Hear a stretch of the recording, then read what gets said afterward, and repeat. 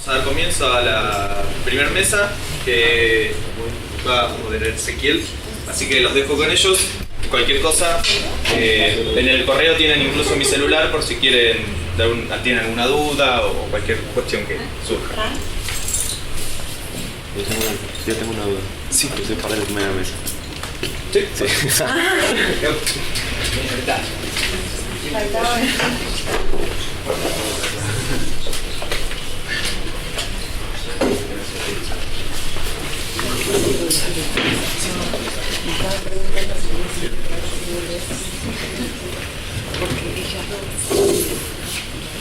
Bueno, buenos días.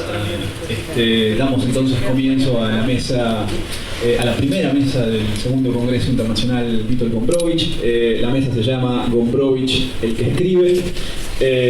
Voy a primero leer la biografía de cada uno de los que integran la mesa. Y ya luego comenzamos con las ponencias de esta primera mesa. El primer trabajo es Cómo tratar una derrota, la irrenunciable otredad como estrategia de subversión cultural en aventuras, de Raúl Estrada Sánchez. Raúl Estrada Sánchez estudió literatura en la Universidad Nacional Mayor de San Marcos, Perú. Actualmente escribe su tesis de magíster sobre la nostalgia como mecanismo de activación de la memoria política de la literatura latinoamericana contemporánea en la postdictadura. El segundo trabajo de la mesa es Gombrowicz y la filosofía moderna, la seducción como caso, de Cristian Cardoso. Cristian Cardoso es profesor y licenciado en Letras Modernas por la Facultad de Filosofía y Humanidades de la Universidad Nacional de Córdoba, magíster en Sociosemiótica, Centro de Estudios Avanzados de la Universidad Nacional de Córdoba. Se desempeña en el nivel universitario como profesor asistente en las cátedras de Semiótica y Literatura Latinoamericana 1, dentro de la carrera de Letras Modernas de la Facultad de Filosofía y Humanidades de la Universidad Nacional de Córdoba. Su línea de investigación se relaciona con la literatura argentina y latinoamericana contemporáneas. Ha publicado 2 libros de ensayos, capítulos en libros y artículos en revistas especializadas en literatura, semiótica y análisis del discurso. Luego, el trabajo Formas significantes y formas opresivas en Cosmos, de Malva Filler. Malva Filler es licenciada por la Facultad de Filosofía y Letras de la Universidad de Buenos Aires, doctora por la Universidad de Columbia, es profesora emérita en el Departamento de Lenguas y Literaturas Modernas de la Brooklyn College y del curso de doctorado en Literaturas Hispánicas y Luso-Brasileñas en el Centro de Posgrado de la Universidad de la Ciudad de Nueva York. Sus investigaciones se centran en la ficción en prosa, el ensayo y los movimientos críticos y literarios hispanoamericanos desde 1960 hasta hoy. Guillermo Martínez, que nos trae el trabajo Crimen Premeditado y Cosmos, Gombrowicz como escritor del policial filosófico. Guillermo Martínez es autor de los libros de cuentos Infierno Grande y Una Felicidad Repulsiva, de las novelas acerca de Roderer, La Mujer del Maestro, Crímenes Imperceptibles, La Muerte Lenta de Luciana B. Yo también tuve una novia bisexual, entre otros. En 2019 ganó el premio Nadal de España con la novela Los Crímenes de Alicia. También escribió los libros de ensayos Borges y la matemática y la fórmula de la inmortalidad, Gödel para todos y la razón literaria. Dio clases de literatura en la Universidad de Virginia y en la Universidad de Columbus en los Estados Unidos, y también diversos talleres literarios tanto en Argentina como en el exterior. Dicta actualmente cursos de narrativa en la maestría en escritura creativa de la Utrecht. Por cuestiones de horario vamos a arrancar con el trabajo de Guillermo, Crimen Premeditado y Cosmos, Gombrowicz como escritor del policial filosófico. Los dejo con el expositor. Voy a hablar, como dijimos entonces, de 2 textos de Gombrowicz, Crimen Premeditado y Cosmos, y con una idea muy simple, que es la que quiero exponer aquí, que es una idea que además me interesa también como autor de novelas policiales, que es cómo Gombrowicz logra en estos 2 textos desarrollar el hecho de que una investigación, una idea en principio abstracta, puede generar un crimen. Es decir, no es como en el policial clásico que hay un cadáver, por lo tanto hay un crimen, sino que la originalidad de Gombrowicz y el elemento de absurdo y paradoja en los 2 casos es que la propia investigación genera algo, ¿no? Es por eso lo llamo el policial filosófico. Está la idea de que la exacerbación, el detenimiento en la observación, finalmente crean algo que va de la ficción a la realidad. Eso es lo que quiero mostrar, sobre todo siguiendo las líneas de crimen premeditado. Creo yo que en Cosmos simplemente expande esa forma de construcción. Entonces, les recuerdo Crimen Premeditado, que el planteo del cuento es un juez de instrucción que recibe un telegrama de un amigo que cree que puede haber alguien que esté tratando de asesinarlo. Se apura a tomar, digamos, un carruaje que lo lleva hasta la casa. Cuando llega a la casa, el amigo murió, pero murió de muerte natural, de un ataque cardíaco.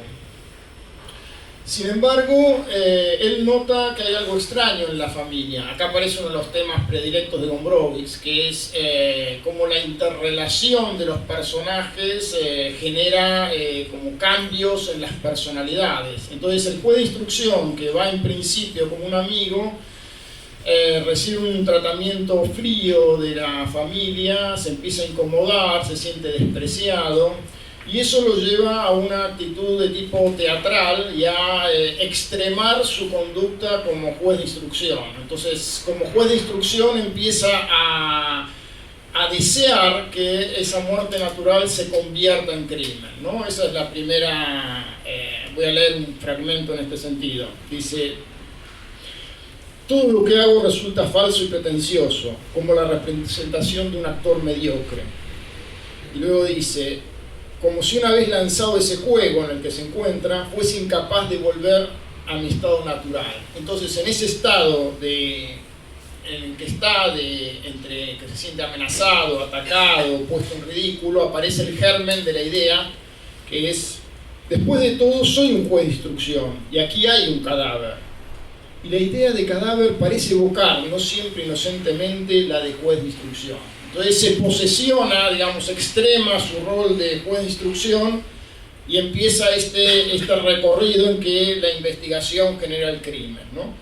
Eché mano de toda mi agudeza y comencé a establecer la cadena de hechos, a construir silogismos, a seguir los hilos y buscar pruebas. En el vacío, porque el cuerpo que tiene el cadáver no tiene absolutamente ningún signo de violencia. Eso es lo que lo trastorna al juez todo el tiempo, la blancura del cuello. Él necesitaría que hubiera, aunque sea algún indicio, las huellas digitales alrededor del cuello, pero el cadáver es un objeto inanimado. Entonces, por más que él haga teorías, encuentre los motivos y trate de escarbar entre los familiares los móviles de un posible crimen, el hecho, digamos, obstinado es que solamente hay un cadáver que murió de muerte natural, ¿no? Ese es el elemento de absurdo que juega a lo largo del cuento.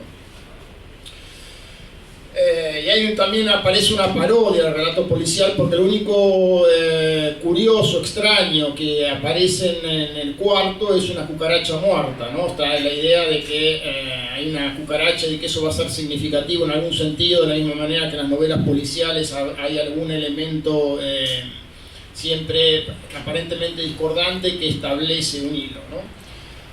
Bueno, entonces el absurdo se plantea con esta frase: era una certidumbre física y médica, un hecho, nadie lo había asesinado, por la sencilla razón de que no había sido asesinado. Me sentía demasiado ridículo, demasiado irritado, y había ido ya demasiado lejos. Pero entonces, como siempre sucede en las obras de Gombrowicz, va todavía más lejos, ¿no? O sea, igual que en el banquete la huida se transforma en acometida, todo se transforma en su opuesto, entonces va hacia adelante. El asesinato, reflexiona, es algo que se produce intelectualmente, tiene pues que ser concebido por alguien. Y acá está el desplazamiento, no necesariamente por el asesino, él va a concebir el asesinato, y después se va a encargar de que uno de los de la familia se declaren de algún modo culpables. El crimen por excelencia no era un hecho físico, sino psicológico. Los llamados indicios no constituyen sino detalles secundarios, nada, apenas un apéndice del crimen real, una formalidad médica y judicial, una deferencia del criminal para con las autoridades. El crimen real lo comete siempre el espíritu. Bueno, acá está lo que les digo, ¿no? El pasaje de la idea filosófica a lo real. Y la dificultad sigue siendo el cuello, ¿no? Por más exacerbada que estuviese mi imaginación y mi lógica, el cuello seguía siendo el cuello, y la blancura, con la muda obstinación de los objetos inanimados. Pero bueno, en definitiva él realiza todo el trabajo del juez de instrucción, entrevista a cada uno de los miembros de la familia por separado, logra identificar que el que tendría más motivos psicológicos para cometer el crimen es el hijo, convence al hijo de que en realidad sí quería el hijo asesinar al padre, y luego se sienta a esperar por su obra, ¿no? Esperar. Tal vez la verdad pudiera encontrar por sus propios medios, como el petróleo, el camino a la superficie. Y finalmente, donde se termina de expresar esta idea del paso del esfuerzo mental al hecho físico, dice: confiaba en que mi obstinación y perseverancia serían recompensadas y que la situación, al llegar al punto máximo, se resolviese de alguna manera y diera nacimiento a algo ya no en el reino de la ficción, sino algo real. Y efectivamente se queda escondido en la habitación y a la noche escucha pasos, y cuando son los pasos del hijo que entra en la habitación, cuando el hijo se retira, hay en el cuello marcadas las huellas digitales de los 10 dedos del hijo. Y ese es el único elemento físico, el único detalle que él necesitaba, digamos, real, para poder condenarlo por asesinato. Entonces, bueno, creo que aquí ya están en germen todos los elementos que van a dar lugar a la que para mí es la novela más interesante de Gombrowicz, que es Cosmos, ¿no? Sobre Cosmos voy simplemente a leer un par de apuntes que aparecen en el diario y que Sergio Pitol rescata en la introducción de la novela. Apunte de 1962. ¿Qué es una novela policial? Un intento de organizar el caos. Por eso mi Cosmos, que me gusta llamar una novela sobre la formación de la realidad, será una especie de novela policial. Más que, diría yo, organizar el caos, lo que aparece en Cosmos es el intento de introducir un cierto orden en el caos. Y ese orden, de nuevo, es el orden de la persecución de un patrón que por intensificación, por insistencia, da lugar de nuevo a una muerte, ¿no? Es decir, el patrón empieza con un palito colgado de una rama, y luego prosigue con unas ciertas líneas que se van estudiando, y prosigue con un gorrión colgado de un hilo, y ese orden, esa repetición, esa secuencia va formando la idea y la posibilidad para que finalmente aparezca un cadáver colgado, ¿no? O sea, y acá hay un elemento, de nuevo lo mismo, ¿no? O sea, mientras avanzan en esta especie de investigación en la nada, que parece una investigación absurda en el vacío, los dos protagonistas, sobre todo el narrador, van generando cierta exacerbación de las relaciones que ven en la familia donde se están hospedando. Entonces, la investigación otra vez provoca el crimen, ¿no? Se altera el orden habitual del relato policial.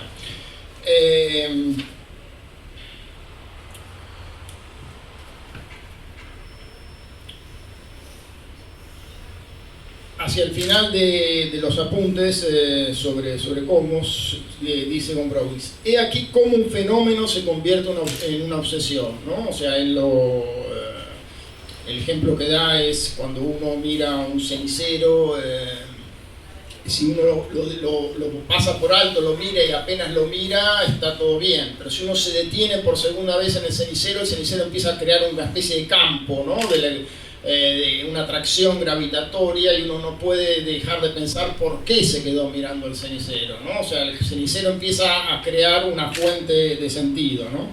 Entonces él dice: he aquí como un fenómeno se convierte en una obsesión, ¿no? O sea, el palito colgado y luego el gorrión colgado, etc. ¿Será que la realidad es en esencia obsesiva?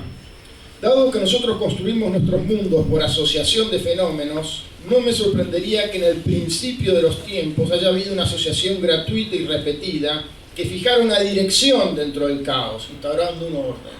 Bueno, esto es lo que pone en escena narrativamente Gombrowicz, ¿no? La instauración de un patrón, de un orden que desemboca en un asesinato. Bueno, para los 5 minutos que me quedan tengo una sola frase, que es que como escritor encontré una asociación para mí muy interesante entre estas novelas de Gombrowicz y una escritora que no es muy afortunada para la recepción crítica. Yo siempre digo Agatha Christie, siempre digo que hay solamente 2 escritores que admiran a Agatha Christie, uno es Truman Capote y el otro soy yo. Todo lo demás la desprecian. Pero bueno, para mí Agatha Christie es una escritora que fue la primera que dio la gramática del relato policial, es decir, todas las posibilidades posibles, el crimen en el que todos son asesinos, el crimen en que todo, el caso en que todos son víctimas, el caso en que el culpable es el policía, el culpable es el narrador, etc. Y creo yo, por un lado, que Gombrowicz amplía esa posible clasificación, ¿no? O sea, Gombrowicz en estos 2 casos es el relato policial en el que en principio no hay cadáver, ¿no? No hay asesinado, diría yo. El relato policial en el que no hay asesinado. Puede haber un cadáver que se convierte en un asesinado o una investigación que genera un asesinato. Y la conexión está con una novela de Agatha Christie, la última novela en la que aparece Poirot, en donde el asesino se dedica simplemente a exacerbar las pequeñas contradicciones entre los personajes de una familia o de un pequeño entorno cerrado, ¿no? O sea, detecta cuáles son las rencillas, los pequeños problemas cotidianos que puede haber, y lo único que hace es, digamos, echar leña al fuego, hasta que en algún momento se desencadena un crimen. Bueno, ese es el criminal final que imagina, el más sutil que imagina Agatha Christie. En fin, termino diciendo esto: en algún momento espero escribir una novela policial que copie tanto a Telón como a Gombrowicz en esa clase, en ese tren de ideas. Muchas gracias. Seguimos entonces con Raúl Estrada Sánchez, con el trabajo Cómo tramar una derrota, la irrenunciable autoridad como estrategia de subversión cultural en aventuras. Gracias, buenos días. Yo lo que planteo en sí es cómo desilvanar esta idea de la resistencia de lo bajo a la conquista de lo inferior a partir de un cuento de Gombrowicz, ¿no? Que es Aventuras, que está incluido en Memoria del periodo de inmadurez del año 33. No, el cuento se escribe en el año 30, y lo que yo he hecho en sí es preguntarme, para entrar al cuento, para abordarlo, es cómo abordar o cómo leer una obra cuyos claroscuros se resisten a ser, digamos, abordadas por las teorías e instrumentos de la cultura, no ser cosificadas. Y luego, si eso fuese posible, y tal vez sea posible, y habría que preguntarse más por lo admisible de esa posibilidad, ¿no? ¿Cómo deshacernos nosotros mismos de la forma antes de acceder a Gombrowicz? ¿No? Entonces, yo lo que planteo es la lectura de otro texto, ¿no? De Kafka, que Kafka escribe entre el 20 y el 21, para abordar otro cuento de Gombrowicz, ¿no? Como es Aventuras. El cuento que yo he tomado como referencia es La Partida, ¿no? Un cuento de Kafka que en realidad Max Brod titula así La Partida, donde se cuenta la historia de un hombre que ordena a su criado ensillar su caballo, pero como él no lo comprende, él mismo lo hace, ¿no? Y lo monta. Entonces, al momento de salir del lugar, oye un sonido, una trompeta, y le pregunta al criado cuál es el significado del sonido, y él le dice que simplemente no lo ha escuchado. Después de iniciar su marcha, el hombre continúa, ¿no? Pero el criado lo detiene y le pregunta hacia dónde va. Entonces el hombre le dice que no sabe hacia dónde va, pero sabe que para encontrar su meta tiene que salir de allí. El criado lo detiene al final y le dice si sabe ahora cuál es su meta, ¿no? Y le dice que sí, que su meta justamente es salir de allí, ¿no? Entonces hay algo en ese relato kafkiano que busca suceder, que es la fuga sin pretexto, ¿no? Esta fórmula de Kafka en el relato se va a parecer un poco veladamente a lo que Rusovich denuncia en la manera de abordar a Gombrowicz, ¿no? Que va a ser la necesidad de tener un punto trazado en el mapa al cual se va a buscar llegar expresamente a leerlo, ¿no? Dado que en este punto no se va a encontrar más que lo que uno mismo está buscando, la búsqueda de algo extraño dentro de la obra de Gombrowicz resulta atiborrada de forma. Leer a Gombrowicz va a implicar justamente esto, ¿no? La huella de un escenario moldeado y cosificado por la teoría, ¿no? por los instrumentos de la cultura. Lo que va a hacer salir de allí para encontrar, ¿no? Salir de allí sin más, pero con la seguridad de que va a ser siempre posible salir. ¿no? Y si deforma un poco la condición jerárquica del texto kafkiano, estoy planteando una relectura, ¿no? Que es, si bien el criado y el hombre son personajes totalmente distintos, el criado en ese sentido no va a ser solamente condicionado por estar doblegado por el estructura económico-social, sino también porque está subordinado a la forma, ¿no? El hombre más o menos sería como ese lector que huye de la forma, ¿no? A veces, que se aventura hacia el texto con un solo fin, que también es salir de ahí, salir del texto, ¿no? Y en esa deformación creo resolver en cierto sentido una fórmula que me va a dejar leer este cuento de Gombrowicz de una manera justamente gombrowicziana, ¿no? Y el cuento que he elegido y la pregunta de la que parto es justamente esta, ¿no? ¿De qué está hecha la inmadurez? Una pregunta que al final creo que ni yo termino de resolver, pero que puedo aproximarme un poco a lo que significa para Gombrowicz la inmadurez, ¿no? Aventuras es un relato del año 30 que cuenta unos sucesos que le ocurren a su personaje, en el que está embarcado en un navío con ruta hacia el Cairo. El personaje cae del navío y quiere abordarlo nuevamente, no puede, y un negro blanco, un personaje totalmente extraño, lo rescata, ¿no? Y entonces lo hace partícipe de una serie de torturas al que lo somete, ¿no? Y en un momento el protagonista escapa de la dominación del negro blanco, ¿no? Pero nuevamente vuelve a caer en su dominación. Aparece otra vez el negro blanco, lo introduce dentro de un obús, de una suerte de obús, y lo quiere matar, ¿no? Asesinar.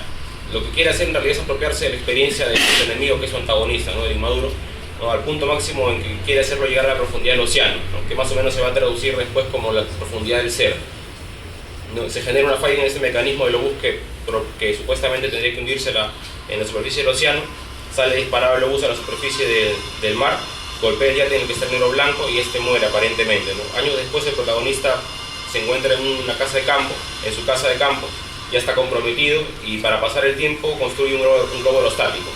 En este globo hace un viaje que por cuestiones, ¿no?, de azar, un día aparece una tormenta, ocurre una tormenta y lo llevan a un islote del Mar Amarillo, ¿no? Ahí se va a cruzar con una comunidad de leprosos que lo reciben y lo observan extrañados, ¿no? Él se pasa todo el tiempo huyendo en la isla de los leprosos hasta que un día encuentra unas botellas de petróleo para inflar su globo, lo infla y huye de ahí. Entonces, en Aventuras, lo que yo creo que Gombrowicz plantea es que está la inmadurez que se bate constantemente contra la forma, ¿no? Más o menos en Aventuras ya se puede leer ese síndrome que Gombrowicz ya inaugura o declara totalmente en el prólogo a Fervidurque, ¿no? El prólogo que se hizo para la edición castellana en el 47, ¿no? En el cual dice que el libro se ocupa de la inmadurez y de la forma. Yo creo que hay un poco ya de esa preocupación en este cuento, ¿no? Y además Gombrowicz aquí deja hallar también una estrategia para subvertir el orden cultural, ¿no? Una deformación desde la otredad como principio irrenunciable para la liberación. Entonces Aventuras va a plantear en cierto sentido una discusión sobre lo que yo he llamado la otredad gombrowicziana, ¿no? Que he identificado como el no yo, ¿no? Como un patrón de reconocimiento que es totalmente inexacto, claro, que funciona en sí mismo también como un patrón de desreconocimiento, porque ni siquiera se puede reconocer a partir de ahí, ¿no?, a alguien. Entonces habría que pensar un poco cómo revelar el procedimiento que Gombrowicz va a utilizar para declarar esta posibilidad potencial del no yo en Aventuras, para articular formas de subversión cultural, ¿no?, por medio de la vivencia de su personaje, y que va a formular a partir de esta una irrenunciabilidad permanente a la otredad, ¿no?, la posibilidad del desenmascaramiento de la facha de lo que el no yo define como su revés. En términos gombrowiczianos más o menos sería esto, ¿no?, comprender el proceso a través del cual el no podermiento puede superar el podermiento sin que ello va a obligar después a su normalización y su transformación posterior también en podermiento, ¿no? El relato va a tener dos ejes, digamos, la desposesión y la imposibilidad, ¿no? El Gombrowicz citó a su personaje o dice que él da cuenta intempestiva de la carencia, ¿no? La carencia de dirección y la carencia de lugar, ¿no? Al inicio, ¿no?, obviamente cae del barco y no hay un intento claro de rescatarlo, ¿no? Lo que más bien hay es una voluntad que aparentemente hace maniobras para simular un rescate, ¿no?, una forma que se manifiesta para introducir artificialmente una fórmula de cortesía a un extraño que en un momento se siente ajeno, se descubre ajeno, va a tambalear y se va a caer, ¿no?, cae al mar. Entonces, al igual que Gombrowicz ya plantea posteriormente en Fervidurque, la cultura aquí también funciona como un instrumento de engaño, ¿no? Ya se instala aquí la sospecha en este cuento, ¿no? El personaje, el negro blanco, quien lo rescata después, ¿no?, va a introducir para el lector un hecho que va a alterar un poco la óptica de reconocimiento, ¿no?, a partir de la mirada que tiene el personaje principal con respecto a su captor, que va a hacer que los pies del captor los descubre negros, ¿no? Y cuando resuelve, nuevamente dirige la mirada a su captor, se da cuenta que son realmente blancos. Entonces, lo que podría entenderse aquí es, en la realidad que funciona como ficción, ¿no?, los pies del captor se ven realmente negros, ¿no? Pero dentro de esa realidad íntima que solamente el inmaduro puede detectar, los pies de este son realmente blancos, ¿no? Son blancos. Entonces, el hombre persigue siempre la forma, dice Gombrowicz, ¿no? Y es deformado por esta búsqueda a partir de la forma. ¿Cuál sería el rol que desempeña la cultura en aventuras, ¿no? Y que va a dar origen a este proceso de deformación? Yo creo que aquí la cultura va a actuar como un accesorio, ¿no? Como una máscara. Dado que la cultura nunca está a la marcha con el hombre, sino que siempre lo va a superar, pero a la vez va a ser la guía que conduzca a la búsqueda de la forma y lo convierta después en una carga, ¿no? La cultura en sí, en aventuras, se lee más bien como un patrón de reconocimiento. El maduro va a llevar una máscara, algo que va a evitar su diferenciación verdadera con las demás personas, mientras que el inmaduro no. Por eso se va a tambalear y va a caer, porque no se reconoce en nadie más que él mismo. ¿No? Su tortura en cierto sentido va a ser un castigo que va a justificar por esta desposesión, ¿no? Un pretexto para que el inmaduro, el negro blanco, busque domesticarlo, aquello que lo seduce y que ya no puede tener más porque obviamente no le pertenece, ¿no? Ahora, el yo, en este caso, es un síntoma de la forma, ¿no? Y el no yo, que es el personaje principal del cuento, se refiere explícitamente a la forma inexacta de la inmadurez, ¿no? Por eso en el cuento, a lo largo del cuento, no hay una mención clara de las características físicas del personaje, ¿no? Lo que Gombrowicz hace constantemente es diluir estas características físicas, ¿no? No dibuja su personaje, ¿no? Más bien lo hace irreconocible y su forma se torna totalmente borrosa conforme va avanzando el cuento. ¿No? El problema de la madurez entonces va a ser el problema de la domesticación de la inmadurez en su relación con la forma, ¿no? Por eso el negro blanco no extingue su placer solamente en la tortura del inmaduro a partir del huevo de cristal, sino que va a fabricar un mecanismo que al fin y al cabo lo perpetúe, ¿no? en esa tortura, ¿no?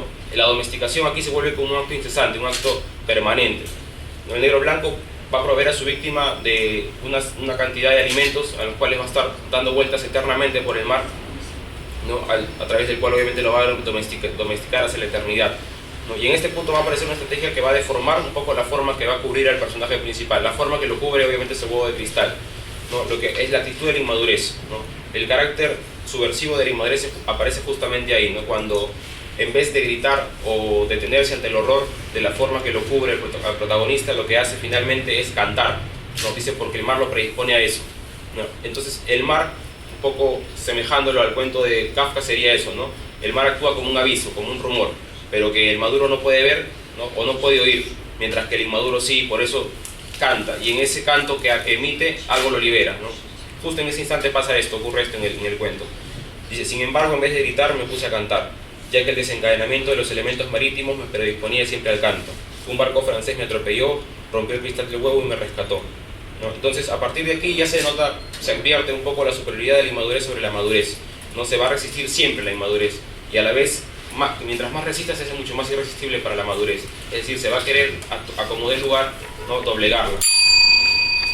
Bueno, luego aparece el negro blanco nuevamente, ¿no? Y lo busca nuevamente domesticarlo, ¿no? Como no ha podido doblegarlo, digamos, en el huevo de cristal, lo que hace es fabricar una nueva estrategia de dominación, que es una especie de obús, ¿no? En el obús lo introduce y nuevamente lo manda al fondo marino, que más o menos se podría traducir como la profundidad del ser, ¿no? Más o menos como que, si pensamos un poco convencionalmente, sería en la profundidad del océano se encontraría la forma exacta de la inmadurez, ¿no? Para asirla y doblegarla y apropiarse de ella totalmente, ¿no?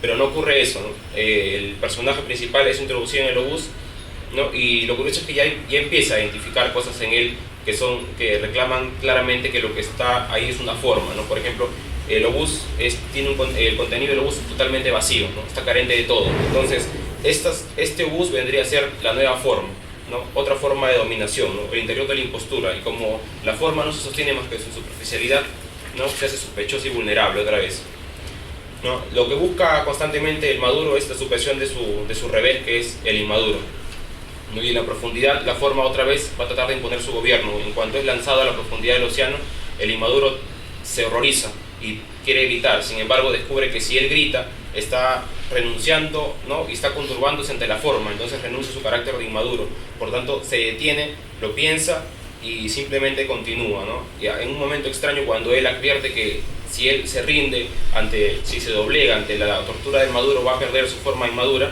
¿no? Lo que hace es, otra vez sucede lo mismo que en la primera ocasión, ¿no? Se libera.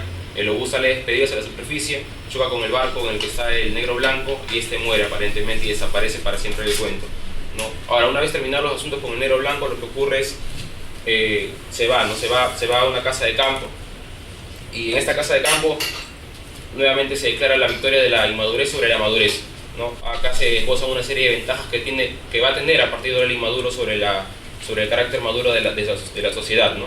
Y habla del placer de elevarse sobre los demás y viajar en globo, ¿no? Lo cual hace alusión claramente a esta condición del maduro con respecto a las otras personas. Y dice esto, ¿no? Hay una consigna que es la ventaja de viajar en globo, ¿no? La consigna 3. Dice esto, 3. Que el globo, aunque fuese en verdad gigantesco, era extrañamente sensible, silencioso y dócil a todos los caprichos del aire. Y que el hombre en la cesta era exactamente como él y su alma se volvía tan infantil como la suya, ¿no? Aquí también Gombrowicz va a reconocer que el aseo de la forma nunca se detiene, sino que es permanente, ¿no? Por eso, cuando viaja nuevamente el protagonista en su globo aerostático, sucede algo que extrañamente lo conduce a una isla donde hay muchos leprosos, y estos leprosos sin duda son finalmente el atiborramiento de la forma, ¿no? La forma excesiva, ¿no? Y aquí lo que se busca es generar otra vez lo mismo, el horror al inmaduro, ¿no? Porque el horror va a ser siempre un síntoma, ¿no? Y el personaje lo que hace es advierte este horror, ¿no? Y se da cuenta de que todo lo que pasa es una estrategia nueva de sometimiento, ¿no? Y una manera de avergonzarlo por esta diferencia, porque la piel de él no es distinta a la de los leprosos, ¿no? Y dice esto: por eso me persiguieron cuando advirtieron que les tenía miedo, que huía atemorizado y avergonzado. Con suma alegría me arrojaron el horror de su madurez para poseer mi inocencia, ¿no? Entonces, lo que se plantea es que tanto como la forma seria, la inmadurez va a resistir todo el tiempo, ¿no? Ahora, hacia el final trasciende justamente este comportamiento del inmaduro, ¿no? El personaje emprende su vida, ¿no? Donde se muestra que la madurez ha vencido, ¿no? Y se descubre también como voluntad, un poco más o menos como ya lo hacía Gombrowicz en su diario, ¿no? Lo nota después, ¿no? Y dice que esta naturaleza, la naturaleza de la voluntad de ser inmaduro, es individual e íntima, ¿no? Y la aceptación de una posición a la vez, la posición del no podermiento, ¿no? Y recuerda que en el año 18 él fue solo quien venció al Frente Alemán, ¿no? Y habla de la inundación de unos canales, ¿no? Y que a partir de eso el Frente Alemán, digamos, pierde, ¿no? Y esta enunciación final abrupta de un recuerdo del final de la guerra va a consolidar una posibilidad de subversión sobre el mundo hegemónico de la forma, ¿no? Mediante la inmadurez, ¿no?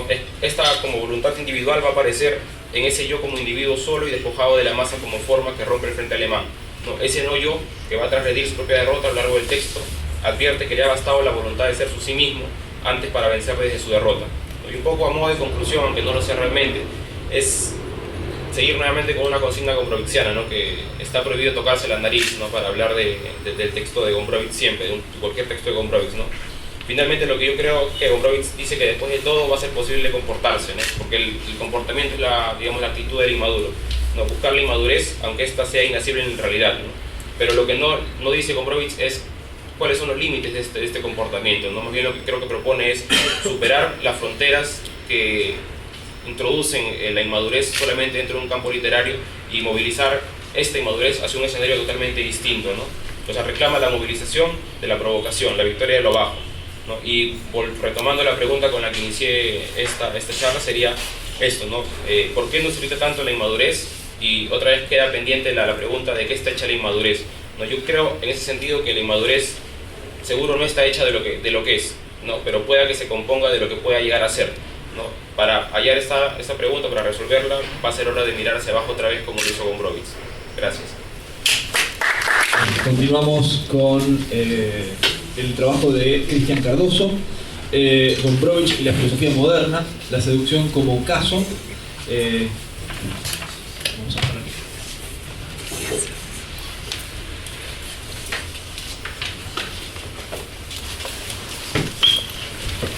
Buenos días a todos. ¿Hace falta el micrófono o no? Está bien. Sí, no, escucha bien. Ah, por la cámara. Mejor con No, igual se escucha así, ¿no? Bien. Se me rompió la tremendo. Yo voy a leer un poco y voy a hablar un poco también. Mi trabajo se titula Gombrowicz y la filosofía moderna Wow. y voy a poner el acento en la seducción, que sería la tercera novela y la segunda que Gombrowicz escribe acá en Argentina, pero también voy a hacer referencia a otras novelas, ¿no? Porque el sustrato filosófico está presente en casi toda la producción de Gombrowicz. Entonces, para empezar, no es ninguna novedad que, como dije recién, el sustrato filosófico atraviesa ¿sí? La mayoría de los textos de Gombrowicz, ¿sí? Incluso podría afirmarse que junto a todo un conjunto de teorías que vienen del campo de la teoría literaria o de la práctica de la literatura, la filosofía constituye otro vector de lectura a través de los cuales se pueden abordar los textos. Y en tal sentido, ¿sí? Este conjunto, o al menos una serie de preocupaciones en relación con la filosofía, ya están presentes en la primera novela, que es Perdidurque, del año 1937.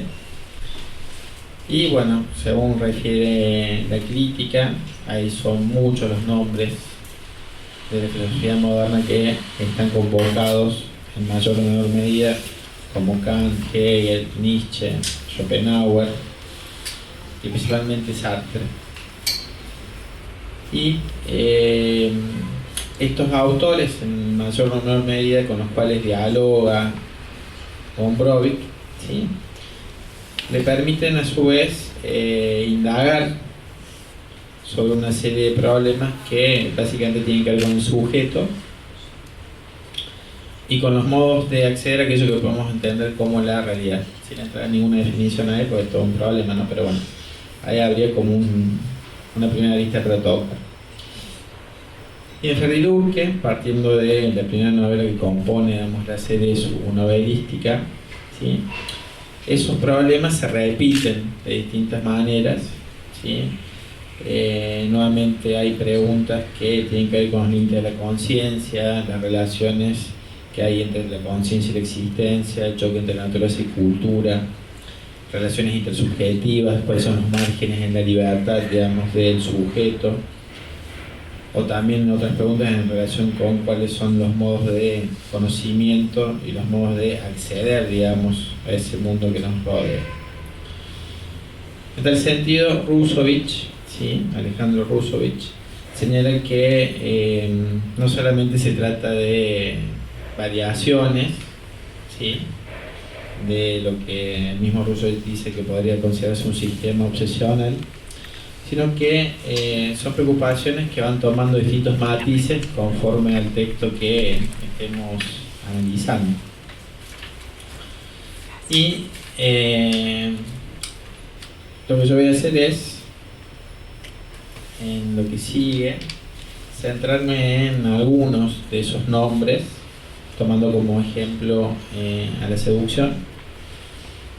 Entonces, por un lado voy a trabajar sobre lo que tiene que ver con este diálogo con el existencialismo de Sartre, y por otro lado voy a tomar como un segundo momento el diálogo que se establece a partir de la novela con Nietzsche de la genealogía de la moral y con el Schopenhauer del mundo como voluntad de representación. Sería más o menos como esos dos lineamientos, ¿sí? Ahora, lo que es interesante de la seducción es que el mismo Gombrowicz, digamos, en lo que figura como una especie de prólogo que está tomado de sus diarios, presenta que él va a desarrollar en la novela un caso del mundo felidúrquico, ¿sí? Y se traduce en varias cuestiones, ¿verdad? Al menos unas pocas que voy a señalar acá, ¿no?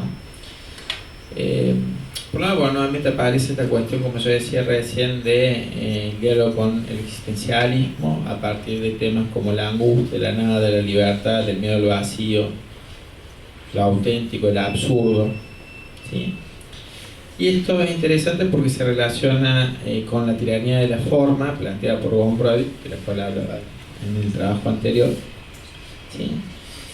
A la vez que para el lector polaco la forma que define el sujeto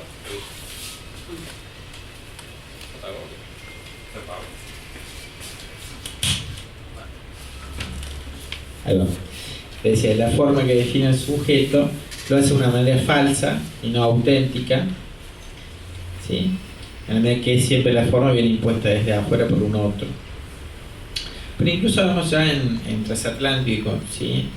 Si bien el vector de lectura más importante es la estética del barroco, precisamente el barroco, en la medida que habla de ese miedo al vacío, da cabida a una serie de tópicos que tienen que ver con el existencialismo, como puede ser nuevamente el tema de la angustia, el absurdo, el vacío, etc.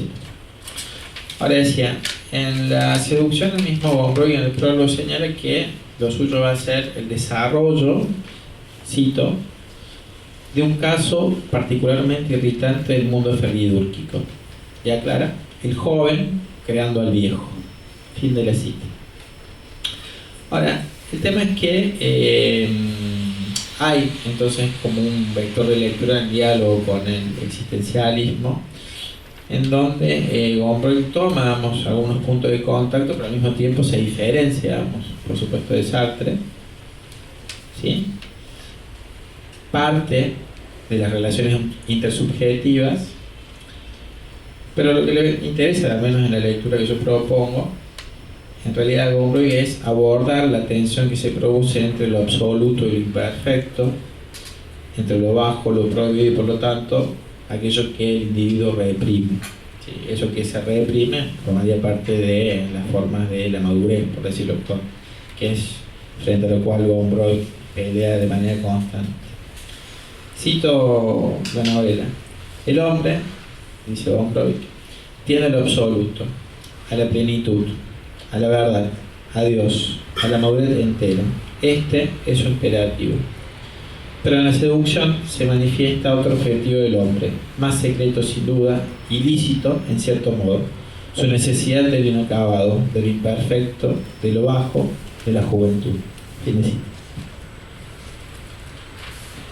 Ahora, en otro momento dentro del mismo prólogo, Gombrowicz, para desmarcarse del existencialismo, señala que esta corriente filosófica, ¿sí?, se esfuerza por reinventar el valor de manera permanente, mientras que para Gombrowicz lo subvalioso, lo subdesarrollado sería lo que es más propio de la naturaleza del hombre, ¿sí? Incluso en relación con esto último, dice Gombrowicz, cito, la persona, torturada por su máscara, o por la forma si quieren, se construye en secreto para su uso privado una especie de subcultura, un mundo hecho con los desperdicios del mundo cultural superior, un dominio de la ratería, de los mitos informes, de las pasiones inconfesadas, un secundario dominio de la compensación. Fin de cita. Y en este punto es donde, en la misma introducción, digamos, a la seducción, Gombrowicz dice que se opone, por ejemplo, a la filosofía de Kant y de Hegel, porque no entiende que pueda haber una filosofía que sea no erótica, porque eso iría en contra de la naturaleza del hombre. Esto en cuanto a lo que puedo señalar en relación al diálogo al existencialismo. Por supuesto hay mucho más, pero por una cuestión de tiempo tuve que recortar de más.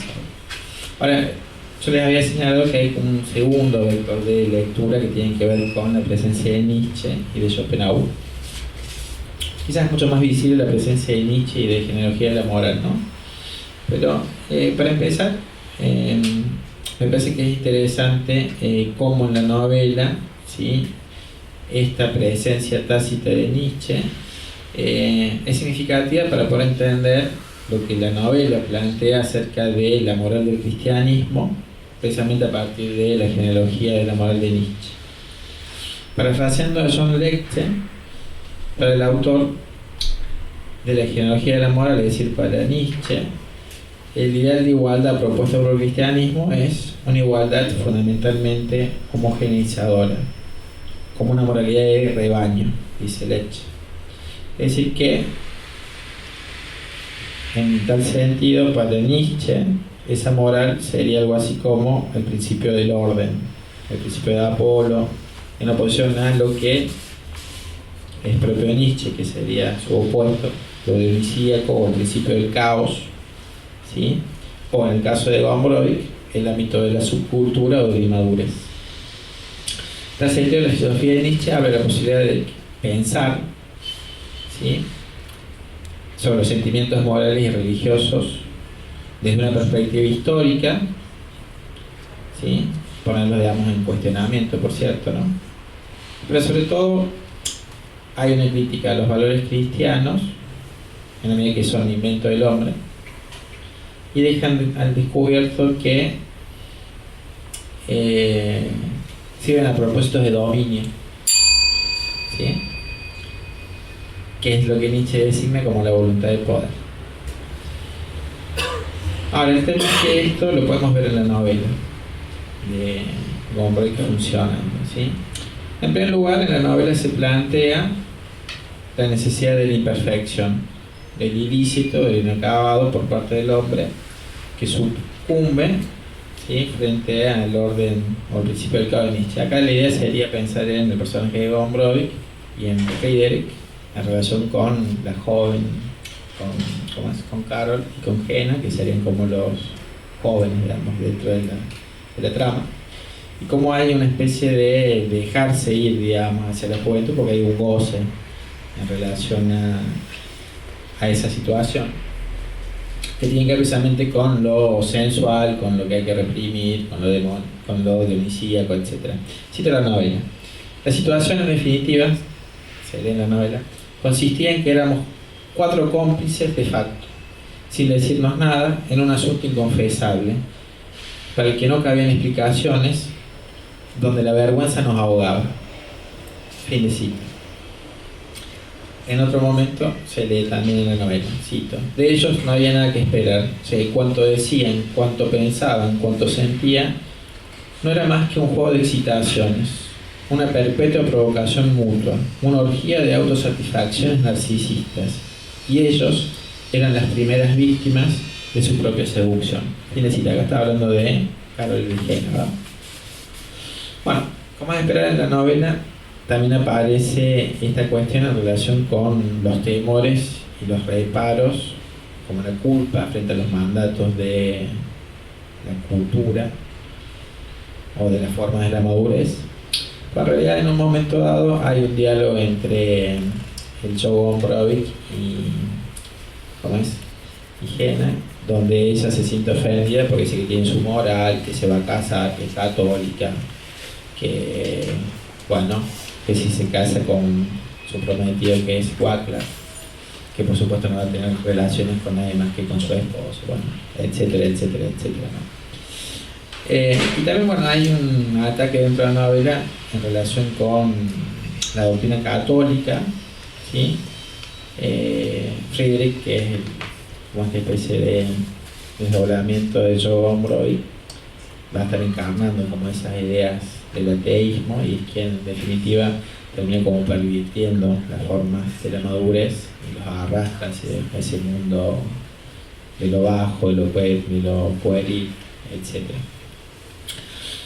Finalmente, antes de cerrar con Nietzsche y pasar a Schopenhauer, habría 2 cuestiones más en vinculación con este filósofo alemán, que tienen que ver con una pregunta que también aparece en la novela de Gombrowicz, que es: ¿quién tiene derecho de juzgar a los hombres? ¿Sí? Y un segundo elemento frente a la puesta en tensión de los mandos culturales, ¿cuál es el imperativo que tiene que seguir el hombre? O sea, ¿sí? Bueno, si pensamos ahora en Schopenhauer, es mucho más fácil de advertir, porque es como una reminiscencia bastante acotada, que tiene que ver con Friedrich. Hay algunos que señalan que en realidad es como un producto del sueño, ¿sí?, o un invento del Joe Gombrowicz, que no está ahí, digamos, presente.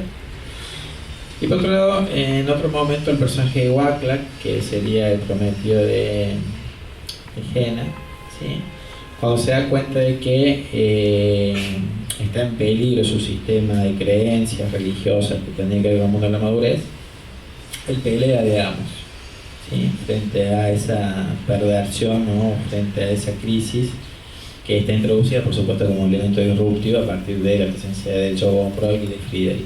Y dice en la novela: no le permitiré, esto lo dice Wackler, ¿no?, que la seduzca, ni a mí. Sabré defenderme y guardar lo mío. Yo la amo. Lo demás no debe tener importancia, porque yo lo quiero así. Soy capaz de quererlo. Sepa usted que en el fondo no creo en Dios.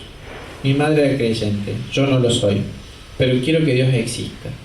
Lo primero es más importante que estar solamente convencido de su existencia. Ya que es así, también soy capaz de querer y de imponer mi derecho y mi moralidad. Bueno, en esta cita finecita está esta cuestión de esta idea del mundo como voluntad y representación de la cual hablaba Schopenhauer. Por supuesto habría mucho más para decir. Cierro, ¿sí?, con una pequeña referencia a Cosmos, donde también hay para hablar de filosofía en otro sentido, pero sí en relación con lo que se plantea en el primer trabajo que escuchamos en relación al policial y a Cosmos. Ahí también, por supuesto, está nuevamente la cuestión de la mirada del otro propio del existencialismo, pero también hay una cuestión que tiene que ver con cómo conjurar el desorden, ¿sí?, o el caos. Eso es 15, ¿verdad? Sí, sí. Sí, es. ¿Sí?, a través de un logos que ordene precisamente, digamos, ese caos. Y en ese punto, ya cierro acá, como líneas para repensar Cosmos en relación con esa necesidad de ordenar el caos, que sería el Maduro quizá, hay de 3 líneas. Por un lado, investigar las astucias de la lógica y los modos de conocimiento. Una segunda línea sería esta necesidad que tenemos de producir un sentido que ordene ese mundo y ese caos. Y finalmente, en relación con esto, nuevamente se introduce un problema muy importante de la poética gombrowicziana, que es el problema de la forma, ¿sí?, o esta tensión entre la madurez y inmadurez, o naturaleza, cultura. Bueno, es todo. Gracias. Sigue Malva Filler con el trabajo Formas significantes y formas opresivas en Cosmos. Este es el último trabajo de la mesa, de manera que cuando Malva termine la exposición vamos a dar lugar a preguntas, comentarios, discusiones y todo lo que es. Bueno, yo voy a tratar de resumir lo que tengo escrito. En Diario, Gombrowicz afirma que el ser humano está motivado por 2 impulsos hacia objetivos contradictorios. Uno, el dar forma y producir definiciones. El otro, protestar contra ellas y rechazarlas. Según su visión, la humanidad está construida de tal modo que debe definirse a sí misma y luego escapar de sus propias definiciones. En la novela Cosmos, el autor ha creado un universo personal configurado por la lucha entre el imperativo de crear formas como reveladoras de sentido dentro de un mundo caótico y, opuestamente, el rechazo de las formas como estructuras sociales y culturales que oprimen y limitan la experiencia humana. Interesante que a pesar de su rechazo de Borges, de su supuesto conflicto con Borges, Borges ya había hablado de este asunto, ¿no es cierto? Se había referido en Clor Ukbar Orbis Tertius a la atracción y el peligro de los sistemas de pensamiento, que son en su concepto creaciones de la imaginación humana, pero que ofrecen la ilusión de ordenar y explicar el mundo. Bueno, ni uno ni otro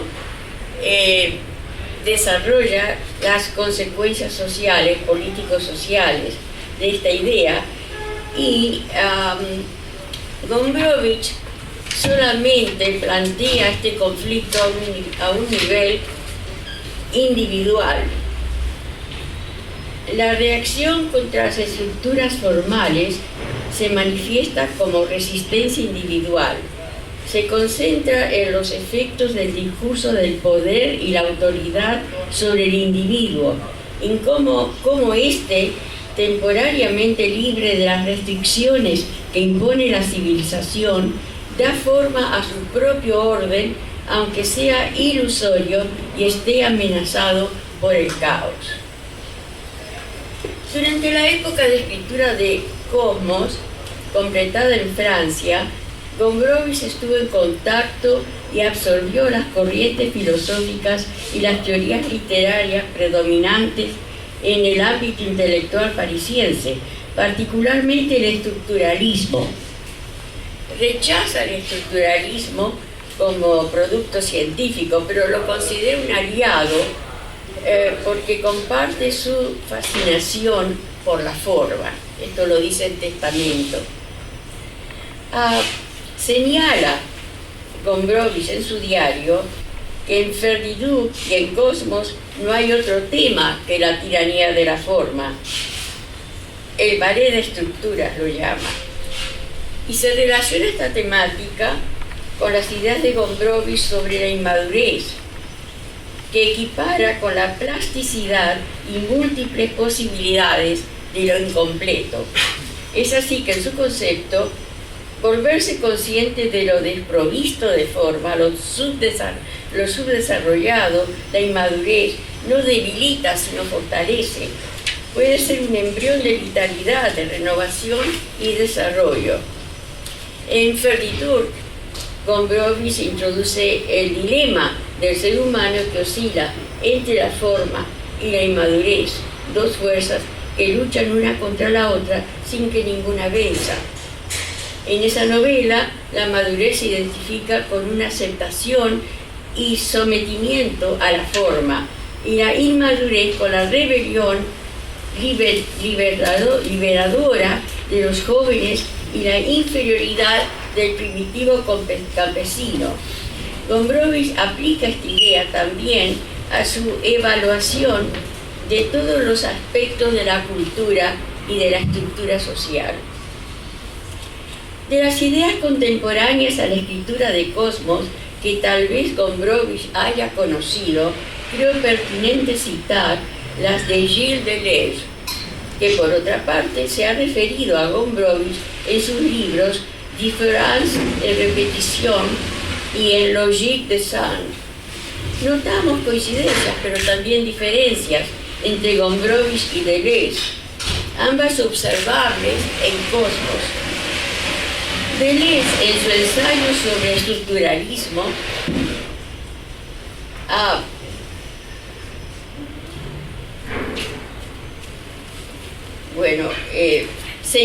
no identifica,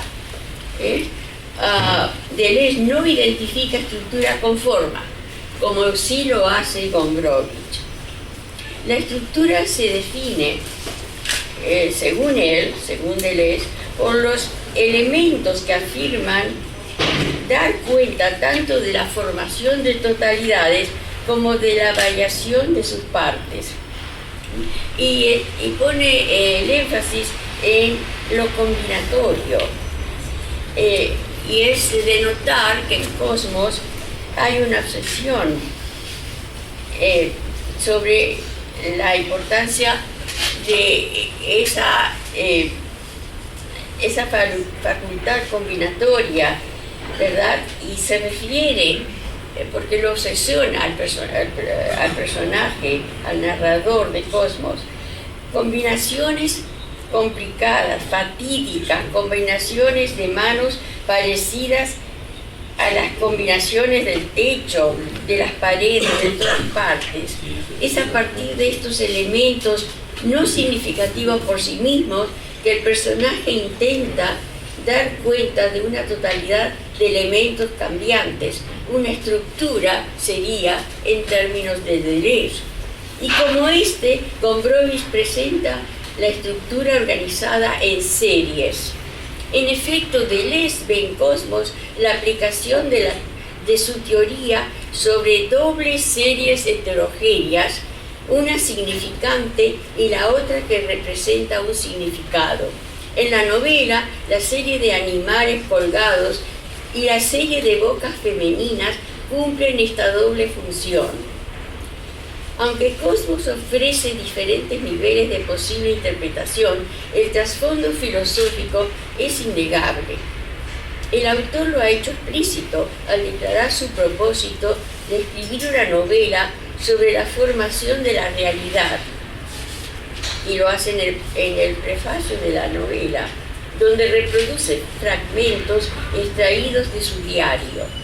Al mismo tiempo, puede establecerse un paralelismo entre la novela y la biografía del autor, como lo hace William Whiteford en su biografía de Gombrowicz. Según Whiteford, Cosmos refleja una crisis personal que Gombrowicz sufrió a partir de 1960. La realidad se volvió caótica para él sin que existiera una autoridad intelectual que lo guiara. Pensaba que cada uno debía encontrar por sí mismo un sentido a su vida. El narrador de Cosmos pone en práctica esta idea. En materia literaria, Gombrowicz es también, como en otros aspectos, no convencional y subversivo. Escapa de las formas narrativas tradicionales parodiándolas. Y ya se habló aquí de que la novela es una parodia de la novela detectivesca. También, según señala otro crítico, la novela tiene características de misterio posmoderno, entre ellas por la proliferación de pistas. Casi todo puede ser la pista de algo, puede tener un significado. Los protagonistas perciben todo lo que los rodea como una informe masa de acontecimientos diversos, un caos del que la mirada hace surgir una constelación de sentido. Predispuestos a encontrar un misterio para resolver, terminan por crearlo ellos mismos. En esto también existe el precedente borgiano, en el cuento La muerte y la brújula, donde se describe una serie de asesinatos que son en efecto creados por la investigación que busca descubrir al culpable. A esto ya se ha referido Guillermo Martínez, que es un tema interesante. En Cosmos encontramos numerosos ejemplos de los aspectos señalados. Le ofrecieron al personaje, lo más difícil era que todo parecía tener sentido, ¿verdad? Hasta las cosas más triviales. Y precisamente eso era lo más difícil, dice, terrible y confuso, pues yo nunca podía saber en qué grado era yo mismo el autor de las combinaciones que se combinaban a mi alrededor.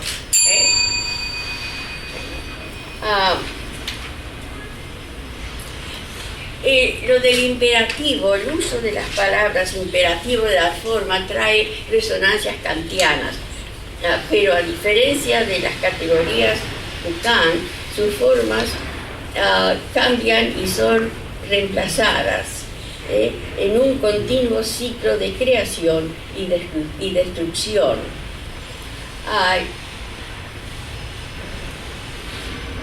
Bueno, sabemos que en la novela están los dos personajes, el narrador y su amigo, ambos escapándose de las exigencias sociales, ¿no?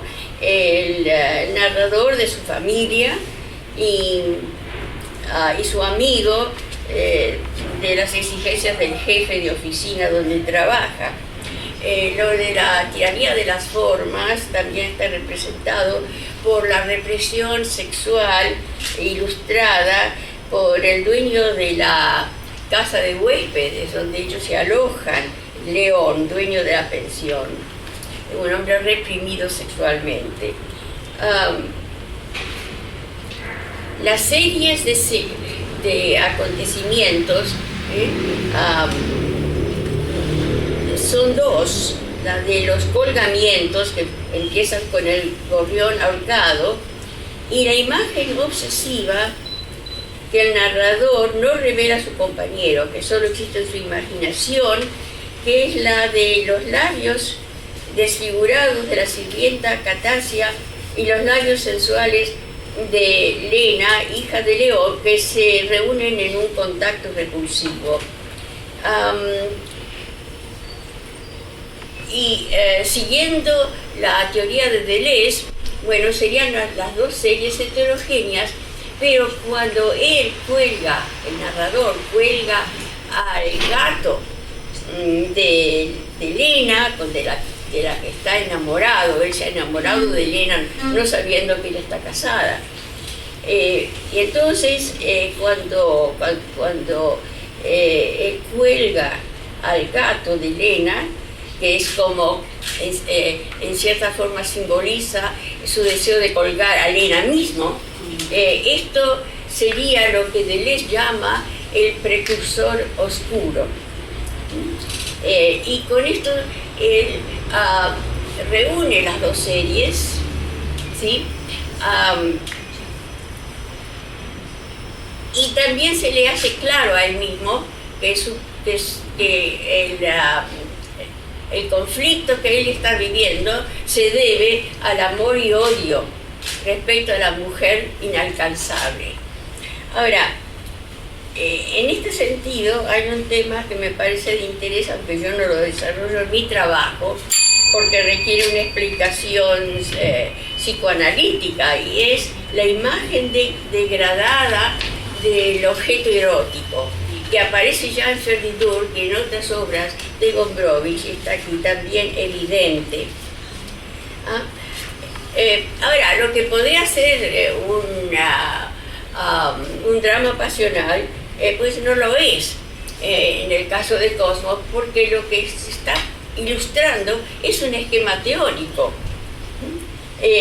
La obsesión de completar la forma requiere colgar a Elena.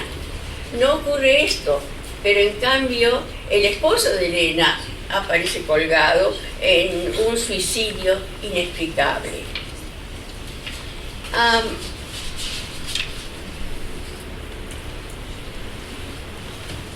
Aunque no podemos dejar de considerar, como dije, el conflicto, digamos, pasional, este no es el tema. Lo que yo señalo en mi trabajo es que este drama de amor y odio está filtrado a través de una concepción filosófica dominado por la forma y la lucha contra esta. El rechazo de las formas que la sociedad impone para mantener el orden establecido, desde el erotismo convencional y la familia hasta el autoritarismo político, es parte esencial de la actitud de sus protagonistas, que son versiones de él mismo. Todos sus protagonistas son en realidad Gombrowicz mismo, como lo ha declarado en los propios comentarios de su obra. Al final de la novela, el narrador recrea la multitud caótica de elementos con los que había construido la historia y termina abruptamente su narración haciendo que un diluvio complete la destrucción del cosmos. El regreso del personaje a Varsovia y a la vida familiar conflictiva representa la vuelta a la tiranía de las formas opresivas de un mundo que lo sumerge en la trivialidad de la vida cotidiana. Este final, en que las formas opresivas prevalecen contra la rebelión del personaje, es también un reflejo de la lucha desigual que el autor sostuvo durante toda su vida. Las teorías críticas y las ideas filosóficas le han servido para comunicar esta experiencia. Muchas gracias. Vamos a dar lugar a la última parte de la mesa, que es la de preguntas, comentarios, pareceres, lo que quieran.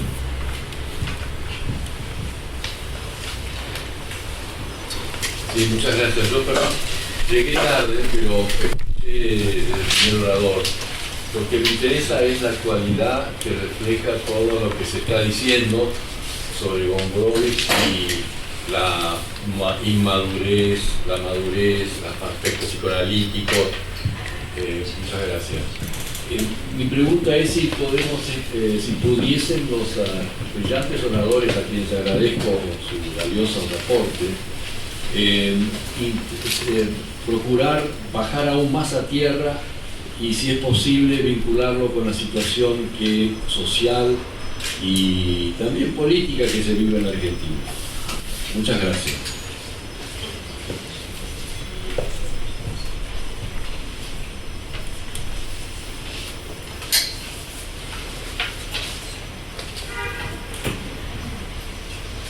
¿Quién ¿Quién se anima? O en sus países. No, Tampoco difícil la pregunta, pero voy a tratar de bajarle. Yo creo que la cuestión de la inmadurez, al menos personalmente, creo que es una cuestión del accionar sin pretensión, ¿no? Yo creo que la pretensión justamente que Gombrowicz se identifica como algo estático.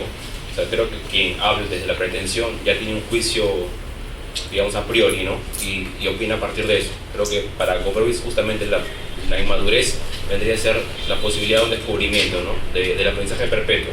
Creo que un poco para bajarlo a la cuestión política o social en cada país habría que partir de eso. No hay mucha desinformación, creo yo, que viene y que hay poco juicio por parte del mismo escritor o de quien estudia una obra, y creo que lo que propone Gombrowicz es interesante porque habría que admitir eso, ¿no? La posibilidad de descubrimiento, ¿no? En todo, y a partir de ahí empezar a juzgar y alimentarse de todo lo que encuentra alrededor para enfrentarse a un problema, ¿no? Social, político, lo que sea, ¿no? ¿No quiere decir algo más? Bueno, sí, yo creo que estoy de acuerdo. Y si la inmadurez significa la capacidad de aprender, renovarse, aprender, pues naturalmente que eso es algo muy positivo. Claro que no es lo que habitualmente consideramos inmadurez, porque cuando hablamos de inmadurez pensamos en gente que no ha aprendido,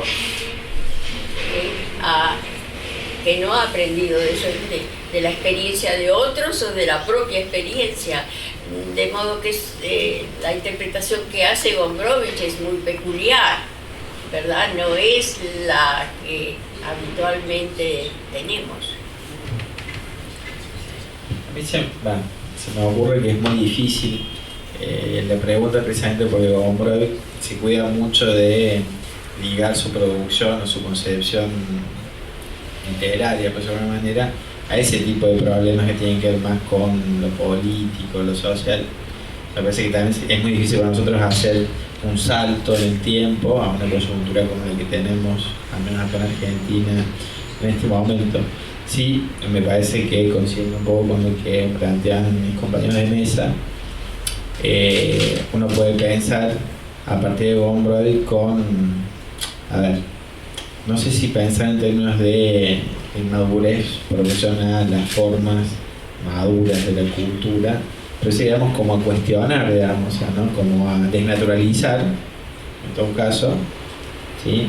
Ciertos sentidos que circulan, ciertos discursos que circulan. Me parece que va más por ahí la cuestión si podríamos llegar a forzar, digamos, un diálogo entre Gombrowicz y una coyuntura cualquiera fuera, digamos. Parece que va más por ahí, subvertir ciertas formas, ¿sí? O desnaturalizar, básicamente, con ciertas ideas, conceptos. Me parece que podría ir más por ese lado. Si pudiera decir, me parece muy valioso lo que han dicho, sobre todo cuando habla de las formas y la inmadurez, evidentemente, como se entiende hoy en día, es como usted lo señala, más que la que dice Gombrowicz, pero las formas o sistemas y el rechazo de las formas o sistemas, para mí no es mi ánimo politizar la conversación, sino tratar de mirar los puntos de vista intelectuales. Claro. Es lo que está pasando en Argentina desde el siglo XIX. No nos ponemos de acuerdo sobre la forma o sistema que queremos. Y eso pensé que podría haber algún aporte desde el punto de vista, seguramente lo ha de haber si uno lo mira desde ese ángulo cuando lee parte de su obra. Muchas gracias. No, usted. ¿Alguien tiene otra pregunta? Yo le quería hacer una pregunta a Raúl, pero muy breve, ¿no? De su ponencia. Gracias. Más que nada para saber si entendí bien. Si en tu trabajo estás tomando el agua como una metáfora de la inmadurez.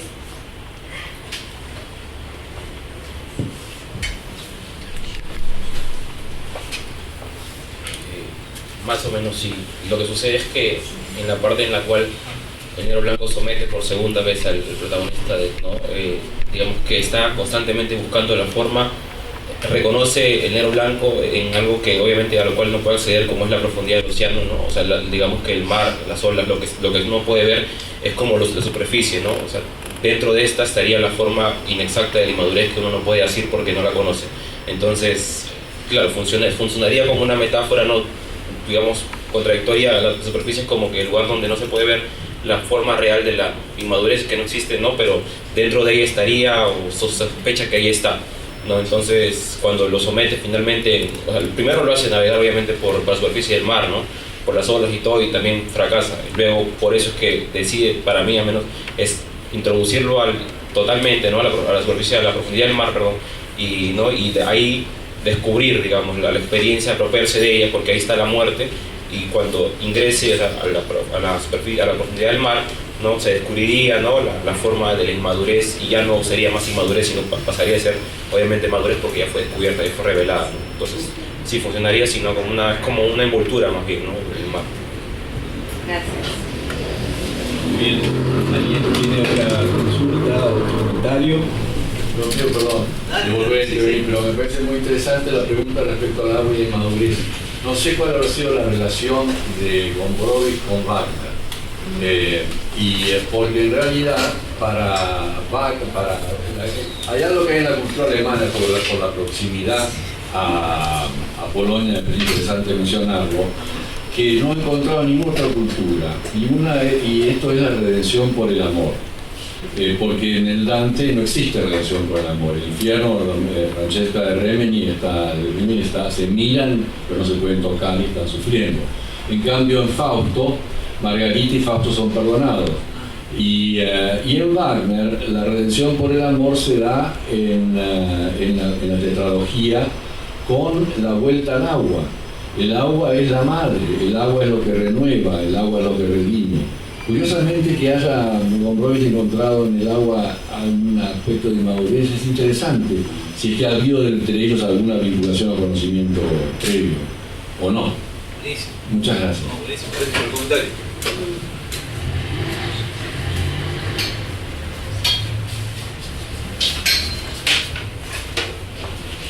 Y también, perdón, aprovecho, el eterno femenino, es otro aspecto, el eterno femenino, que tiene la cultura alemana, no existe para mí en otra cultura. No hay el eterno masculino, es el eterno femenino.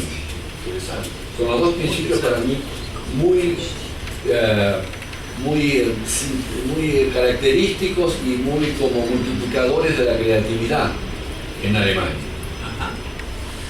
Sí, además esto de la inmadurez y la forma en Gombrowicz es como algo que está en tensión y no se resuelve, ¿no? Porque justamente la inmadurez es a lo que se anhela, es como el lugar perdido, ¿no? Al que se quiere volver, pero todo el tiempo la madurez aparece gobernando y tomando ese lugar casi imposible de volver a conquistar. Es como decías recién, el retorno a ese lugar primigenio que es el vientre de la madre, el agua, ¿no? Es interesante. No sé si hay lugar para más preguntas. Sí, vamos a contar algo. Pero me gustaría hacerle una pregunta a los expositores, porque la verdad que fueron ponencias muy interesantes. A mí me parece que justamente estos 15 minutos a veces hacen que uno las tenga que acortar ¿no? Pero bueno, por ejemplo, me pareció que en la ponencia de Cristian, que esta idea de Schopenhauer del mundo como brutal representación, me pareció que te quedó como ahí, ¿no? Como en el tintero, como con ganas de llevarla un poco más allá, y la verdad que a mí me resulta interesante. No sé si querés desarrollarla un poco más.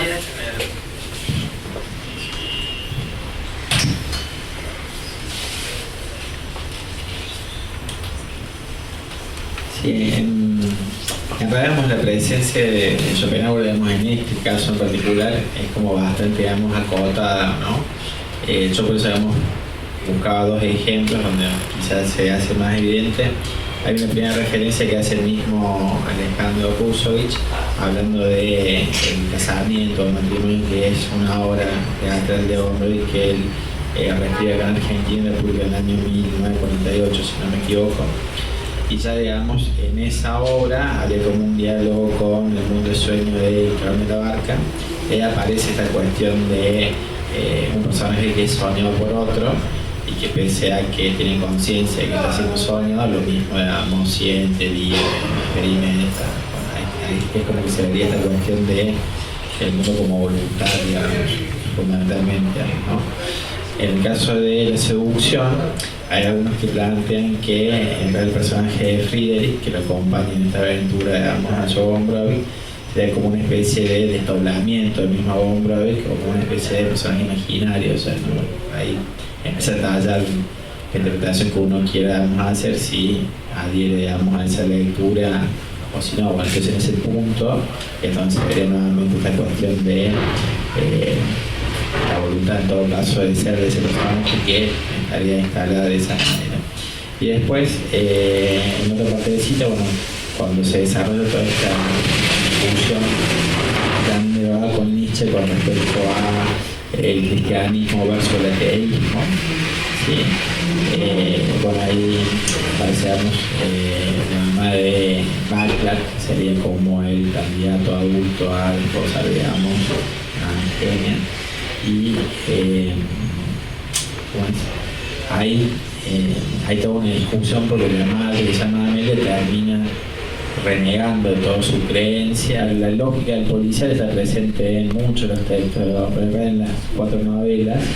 Siempre vemos el policial no es el género quizás en el cual se marcaría cada una de las historias, pero siempre como se inscribe a sí mismo como el protagonista de la historia y siempre está funcionando la lógica del policial.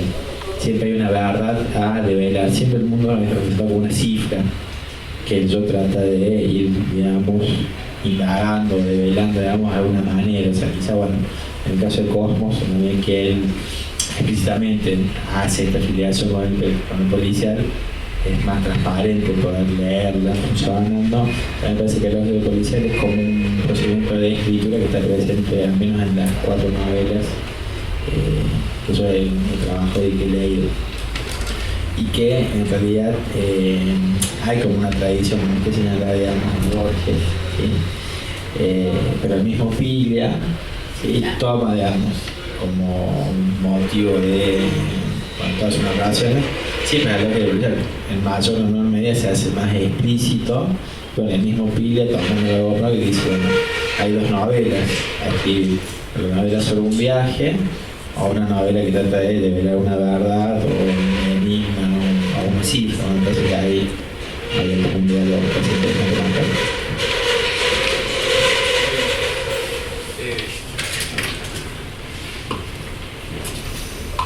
Bueno, sí, hay tiempo, media hora más tenemos. Lo que quieran.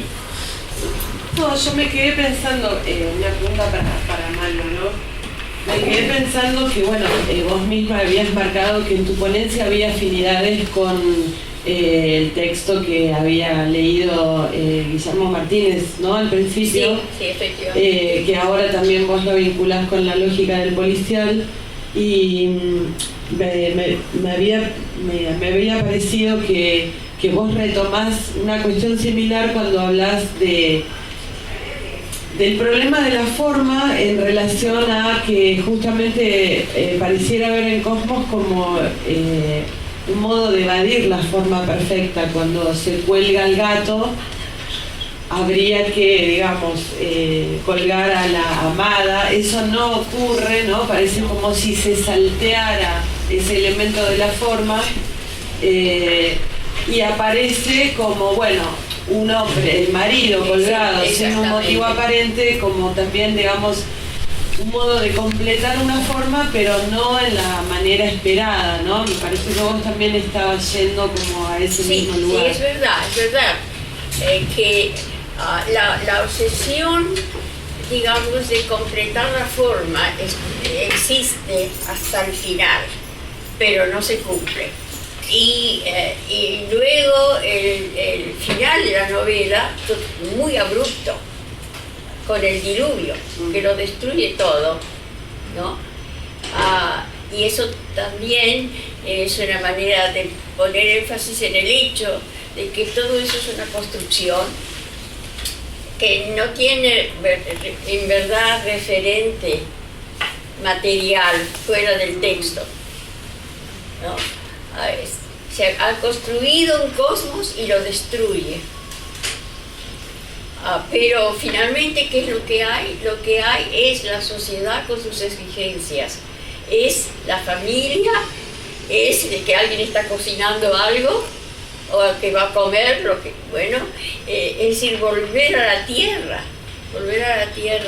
Construyó esto y lo destruyó.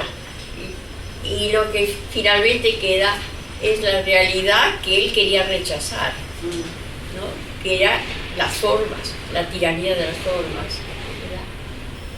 Ahora, esto de terminarlo todo con un diluvio, tenemos en la literatura hispanoamericana unos cuantos ejemplos. En cierta forma es que el autor quiere proceder como Dios, ¿no? Eso es cierto. Lo hace García Márquez, lo han hecho otros, lo hizo Carpentier lo hace, García Márquez lo hace, creo que también la puertorriqueña Rosario Ferré lo hace. Hay cierta similitud, ¿verdad? Sí, de todas formas yo pensaba, ¿no? Que, sumado a lo que voy a decir, él construye ese mundo y lo destruye, sí. Pero ese mundo es tan arbitrario como el mundo de las obligaciones. Claro. Básicamente por ahí el tema. Sí, claro. Es totalmente arbitrario. Y aparte, esas formas, por más que sean tiranas y todo lo demás, son formas imperfectas al mismo tiempo, me impresiona a mí. Porque fíjate que todo el tiempo hay como un erotismo en la mirada de Gombrowicz en relación con las bocas, Alena y todo lo demás. Hay como dejar salir eso que se reprime. Sí. Y finalmente el personaje de León con las bolitas de pan, él encuentra una forma de erotismo. Exacto. Que es como un juego secreto que solamente él conoce. Pero mientras todos están en una especie de rutina familiar celebrando, el tipo está teniendo como un orgasmo, por decirlo de sí, manera. Claro, no, es una forma de rebeldía. Y después, cuando se va a la montaña, la escena previa al diluvio es, supuestamente llevar onanista, por decirlo de manera elegantemente, como una forma de subarte, los empuja a esa excursión sin un sentido, pero ¿por qué? Porque eso le da placer a él, sino que los otros sepan a qué están yendo, hay como una ceremonia privada, por decirlo de manera, correcto. Tratando de romper con esa rutina familiar, la rol de padre, familia. Sí, no, yo me refería a esto, pero no hubo tiempo, pero lo interesante es que son rebeldías,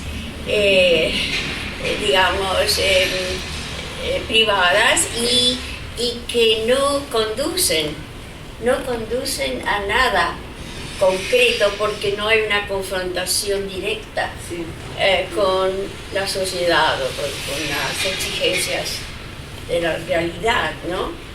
Entonces, todo esto hay una frustración muy grande. Y también, claro, a mí me parece muy interesante el tema de la degradación del objeto erótico, porque se repite, está en Ferdinand, que está en varias obras, ¿no? Solo en una de ellas se resuelve, pero esto lleva, por ejemplo, a que la relación de hombre y mujer fracase. Entonces me parece interesante el tema también. Sí. Y cierta arbitrariedad que me parece que vos también lo tomás de la vinculación que haces con Deleuze, en el sentido de que solo es la suma de ciertas combinatorias, digamos, sí. ¿no? El mundo real es tan absurdo y tan sin sentido como un mundo construido porque solo es un juego, una combinación de formas, ¿no? Sí, y en ese sentido creo que él se ha referido como en relación al asunto de de que la novela está construida siguiendo el molde de la novela policial, aunque no lo es, pero aquí. Bueno, claro, que tiene algo de detectivesca porque como esta, él mismo lo afirma, es lo que quería decir, que él lo ha dicho, que la novela tiene algo de novela detectivesca porque como esta es un intento de organizar el caos, ¿verdad? Así que él mismo está consciente de que ha seguido el modelo detectivesco. ¿Puedo? Sí, claro. Buenos días, felicitaciones por sus ponencias. Bueno, ustedes han analizado mucho más que yo, solo lo he leído con Brody. Conocí a una señora que fue muy amiga de él y me pregunto ahora, escuchándolos a ustedes y pensando en su literatura, si todo este mundo que él creaba y destruía tiene que ver con su durísima realidad. Su país estaba lejos, en guerra, él acá estaba rechazado por la comunidad polaca porque no estaba legal en cuanto a que no los polacos fueron legales. Claro, él tendría que haber ido a Cancillería, tendría que haberse declarado porque fue desertor de guerra. Con su enfermedad yo creo que él no hubiese sobrevivido al primer bombardeo de Varsovia. Su enfermedad sufrió muchísimo.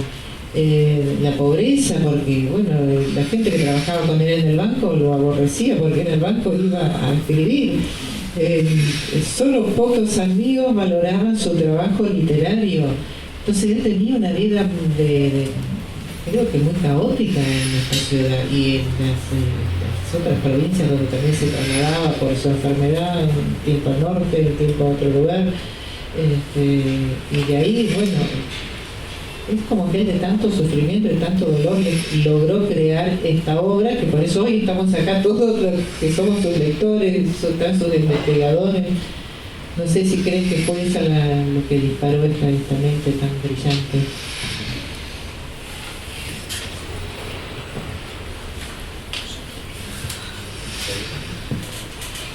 Quiero me ha hecho acordar algo curioso con eso de desertor de guerra, que no había tenido mucho a pensarlo, pero al final de Aventuras, del cuento que es verdad analizar, es un recuerdo de la guerra donde dice que una sola persona, o sea, el protagonista principal, puede vencer todo el frente alemán inundando los canales donde están, digamos, parapetados ellos. Y es curioso porque, claro, desertor de guerra y luego que él declare que él solito ha vencido a todo un ejército, es como, ¿no? Es como una revancha, ¿no? Claro, él obviamente no pasó eso, él no hizo eso, pero es como una revancha, ¿no? Que él se cobra en su literatura.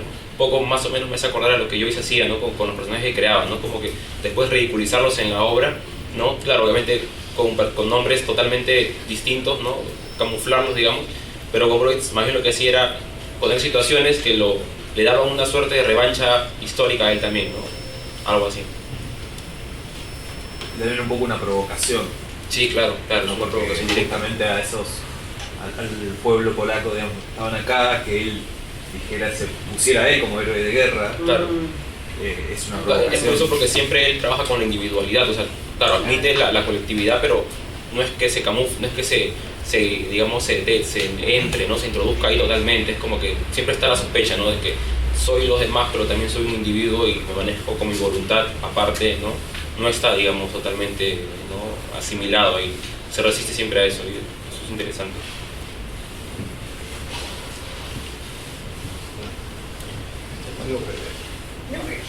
Como ya decía yo en mi trabajo, que claro, las rebeldías de él son rebeldías totalmente individuales. Por su conducta irreverente con respecto a todo lo establecido, claro, nunca se asoció a ninguna organización, ni mucho menos a un partido político, a una lucha colectiva, ni nada de esto, ¿verdad? Esto es parte del tipo de persona que fue, que le hizo la vida tan difícil, porque claro, lo primero que hizo él acá al llegar fue antagonizar a la élite intelectual, a la gente que lo hubiera podido ayudar, ¿verdad? Y como él mismo dijo, bueno, que prefería los bajos fondos, ¿no? Y rechazaba a todo, Grupo Sur, a toda la gente que, bueno, que hubiera tenido posibilidad de ayudarlo económicamente y a conseguir un lugar en el mundo, digamos, de las letras de acá, ¿no? Así que, claro, fue un rebelde, ¿no? Y las obras de él ilustran ese tipo de rebeldía individual que, claro está, eventualmente fracasa, porque el individuo no tiene la posibilidad de cambiar la sociedad, ¿no? Y un detalle más, ¿no? Digamos, si bien buena parte de su obra la escribe acá en Argentina, ya cuando, digamos, viene en el transatlántico, que lo deja acá parado, ya tenía dos obras en las cuales estos temas aparecen, ¿no? Que son Ferdidurque, que lo escriben en el 37, si no me falla la memoria, y Bond, ¿no? Claro.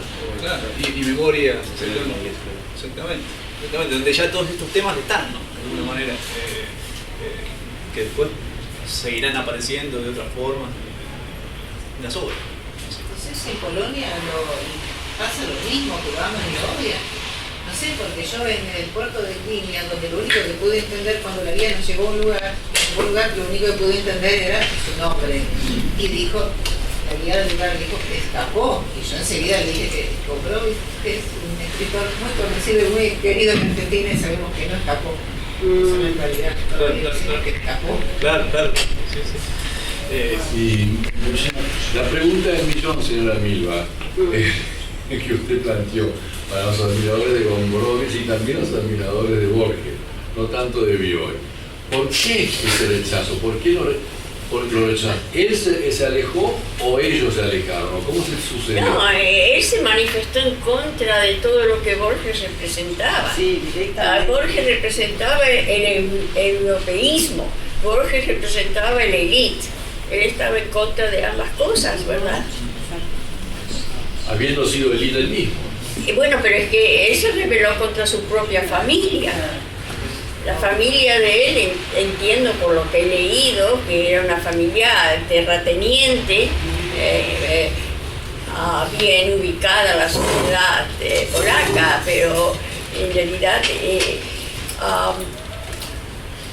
creo que él tuvo buena relación con su madre, pero no con su padre, si recuerdo bien, porque leí la biografía hace un tiempo y estoy olvidada, pero él estaba en contra. Bueno, en Ferdidurque se muestra ahí como él rechaza a los terratenientes, a los que son patrones.